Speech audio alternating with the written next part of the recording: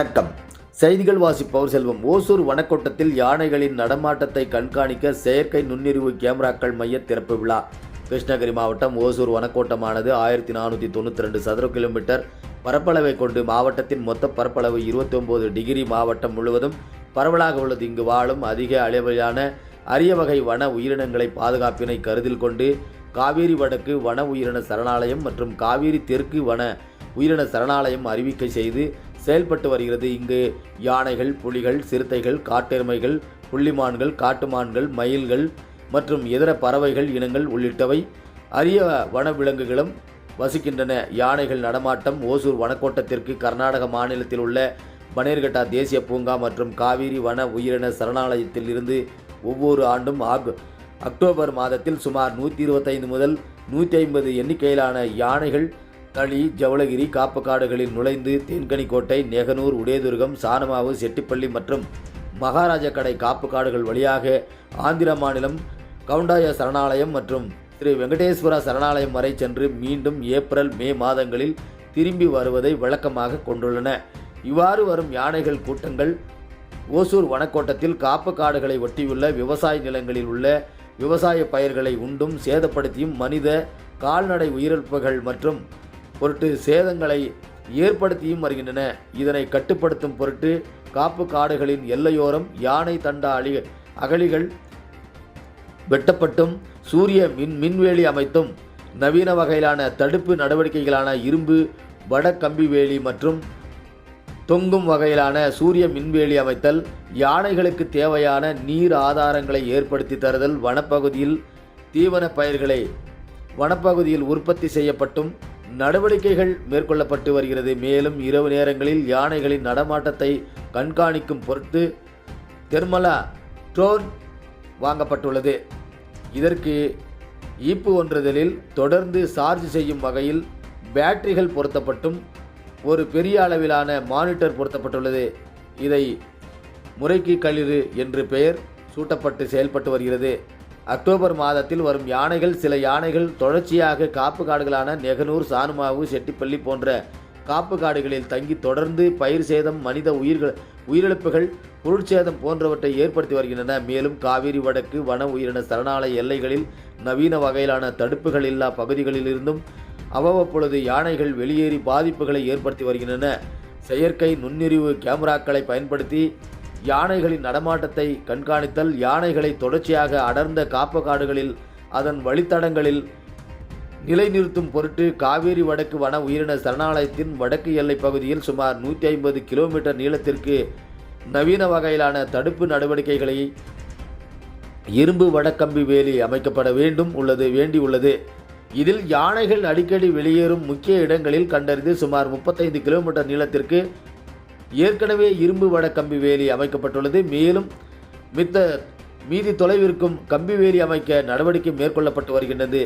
நவீன வகையிலான தடுப்பு வேலிகள் அமைக்கப்படாத இடங்களில் யானைகள் அடிக்கடி வெளியேறும் பகுதிகளை கண்டறிந்து அவைகளை கண்காணித்து மீண்டும் காப்பு காட்டிற்குள் அனுப்புவதற்கு 17 முக்கிய இடங்களில் செயற்கை நுண்ணறிவு கேமராக்கள் பொருத்தப்பட்டுள்ளன.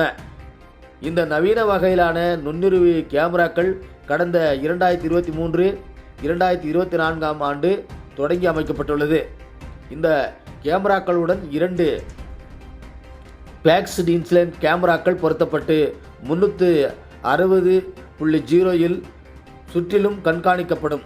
இந்த கம்பத்தை சுற்றிலும் சூரிய மின்வேலி அமைக்கப்பட்டும் பாதுகாப்பு நடவடிக்கைகள் மேற்கொள்ளப்பட்டுள்ளது. இந்த கேமராக்கள் முற்றிலும் சூரிய சக்தி மூலம் பேட்டரியில் 24 மணி நேரமும் இயங்கும் வகையில் அமைக்கப்பட்டுள்ளது. இதற்காக மாவட்ட வன அலுவலகத்தில் ஒரு பெரிய டவர் அமைக்கப்பட்டு இங்கிருந்து அனைத்து கேமராக்களும் நெட்வொர்க் வசதி செய்யப்பட்டுள்ளது.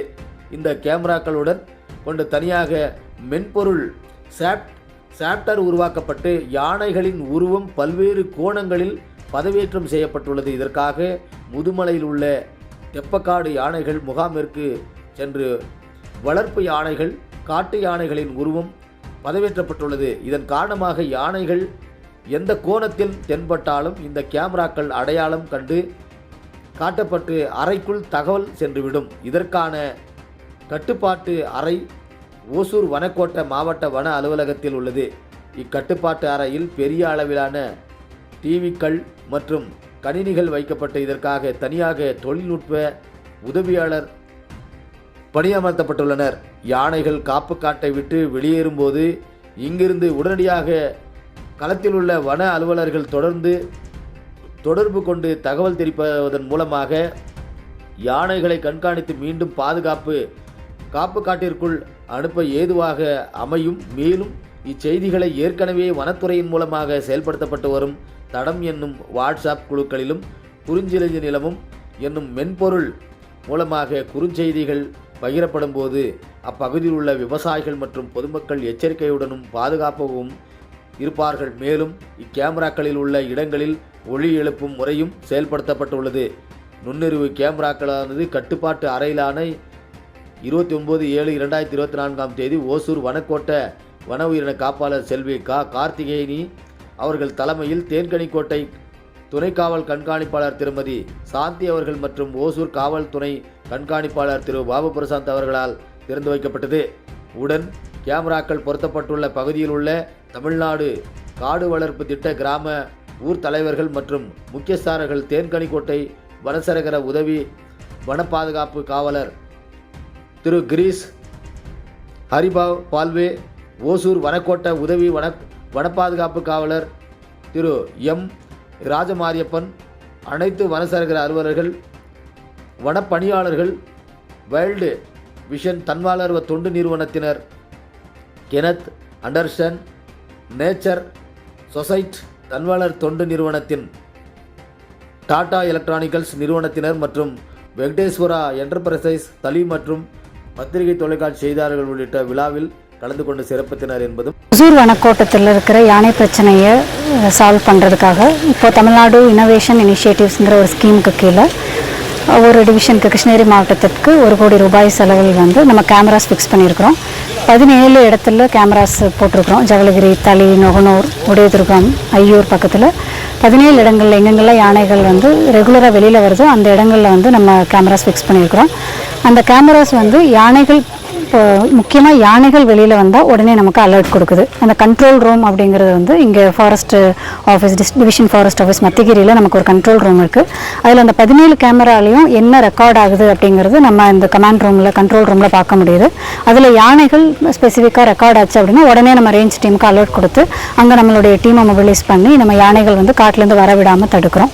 அந்த மாதிரி நடவடிக்கை எடுத்துருக்கோம். இதனால் 4 வன சரகங்கள் பெனிஃபிட் ஆகுது. எவ்வளோ ரேடியேஷன் கவர் மேடம் இல்லை, எவ்வளோ கிலோமீட்டர்ஸ் கிட்டத்தட்ட ஒரு 30 கிலோமீட்டருக்கு நம்ம போட்டிருக்கோம். பட் ஒவ்வொரு கேமராவும் அதனுடைய சுற்றளவு ஒரு 500 மீட்டர் வரைக்கும், செடி கொடிகள் இல்லாதப்போ 500 மீட்டர் வரைக்கும் இரவு நேரங்களில் கவர் பண்ணுது. இப்போது இது இல்லாமல் களிறு மானிட்டரிங், அதாவது மொபைல் மானிட்டரிங் யூனிட் அப்படின்னு சொல்லிட்டு நம்ம வண்டியிலே ஃபிக்ஸ் பண்ணியிருக்கிறோம். ஒரு டிஸ்பிளே யூனிட்டு, ஒரு ஐஆர் ட்ரோன், நார்மல் ட்ரோன் எல்லாமே ஒரு வெஹிக்கிளில் இப்போ ஏதாவது ஒரு இடத்துல யானை பிரச்சனை இருக்குது அப்படின்னா உடனே இந்த மொபைல் வெஹிக்கிள் யூனிட் அந்த இடத்துக்கு போயிட்டு அந்த ட்ரோன் வச்சு, அன்மேன்டு ஏரியல் வெஹிக்கிள் ட்ரோன் வச்சு நம்ம எலிஃபென்ட் மூமெண்ட் எங்கே இருக்குது, அது எங்கே போயிட்டுருக்குன்னு சொல்லிட்டு இரவுலையும் சரி பகல் நேரத்தில் 2 நேரத்துலையும் நம்மளால் கண்காணிக்க முடியுது. இதுக்கு முன்னே எலிஃபென்ட்ஸும் இல்பேட் நடந்திருக்கு, மனிதர்கள் இல்பேட் நடந்திருக்கு. இது செக்யூரிட்டியாக இருக்கும் மேடம்.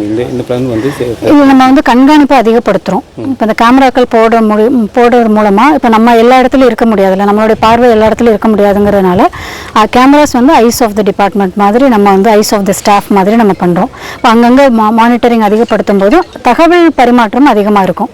இங்கே யானை வருதுன்னு சொல்லிட்டு 17 லொக்கேஷனில் இன்றைக்கி நமக்கு தினந்தோறும் யானைகள் போக்குவரத்தை பற்றின தகவல்கள் நம்மளால் சேகரிக்க முடியுது. மேன் பவர் இன்க்ரீஸ் பண்ணியிருக்கலாம் மேடம். மேன் பவர் இப்போ பிப்ரவரியிலேருந்து ஒரு 60 பேர் அதிகமாக நம்ம இதில் ஒர்க் பண்ணிகிட்ருக்குறாங்க. மனித உயிரிழப்பை தடுக்கிறதுக்கான நடவடிக்கைகள் நம்ம மேன் பவரோடு சேர்த்து இப்போ டெக்னாலஜி இன்டர்வென்ஷனும் பண்ணுறதுனால 0 ஹியூமன் கேஷுவாலிட்டி அதை தான் நம்ம அச்சீவ் பண்ணோங்கிறதுக்காக இந்த மாதிரி நடவடிக்கை எடுத்துகிட்ருக்கோம்.